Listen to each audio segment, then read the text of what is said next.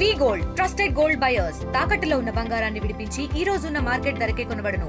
మరిన్ని వివరాలకు సంప్రదించండి 7710 రాష్ట్ర వ్యాప్తంగా ప్రతి ఇంట్లో ఒక మంచి పండుగ వాతావరణం. సంక్రాంతి అంటేనే ఒక కొత్త సంవత్సరం ప్రారంభించుకున్న తరుణంలో రైతాంగం పడిన కష్టాలు గుర్తించి ప్రతి రైతు సోదరుడు, ప్రతి మహిళ, ప్రతి పల్లె ఎంతో సంతోషంగా, ఆనందంగా, సుఖ సంతోషాలతో ఉండాలని మనందరం కూడా సంక్రాంతి పండుగ సందర్భంగా కోరుకుంటూ ఉంటాం. కానీ విని రీతిలో గత 4-5 సంవత్సరాల నుంచి ఇబ్బంది పడిన రైతాంగానికి మా కూటమి ప్రభుత్వం అద్భుతంగా అండగా నిలబడి దాదాపు 1674 కోట్ల బకాయిల్ని తీర్చి ధాన్యం కొనుగోలులో వాళ్ళు రైతులు ప్రత్యేకంగా పడిన కష్టాలు, శ్రమని గుర్తించి 24 గంటల్లోపే ధాన్యం కొనుగోలు చేసిన 24 గంటల్లోనే వాళ్ళ బ్యాంక్ ఖాతాల్లోకి డబ్బులు పడిపోవడం, ప్రతి రైతు కూడా దాదాపు నెల క్రిందనే సంక్రాంతి మాకు తొందరగా వచ్చింది ఈసారి పండగనే భావన కలిగే విధంగా మన ప్రభుత్వం చాలా అద్భుతంగా పనిచేసింది. నిజంగా ఎంతో గర్వపడుతున్నాను.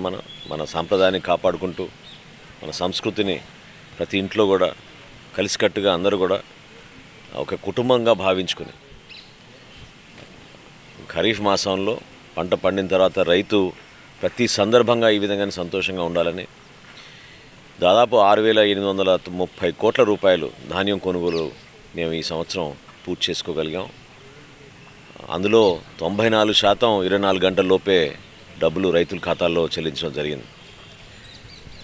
ప్రత్యేకంగా గుంటూరు జిల్లాలో గత ప్రభుత్వం కేవలం 4,000 మెట్రిక్ టన్నులు కొనుగోలు చేస్తే మన ప్రభుత్వం సుమారు 70,000 మెట్రిక్ టన్నులు కొనుగోలు చేయడం అనేది చాలా అద్భుతమైన కార్యక్రమం.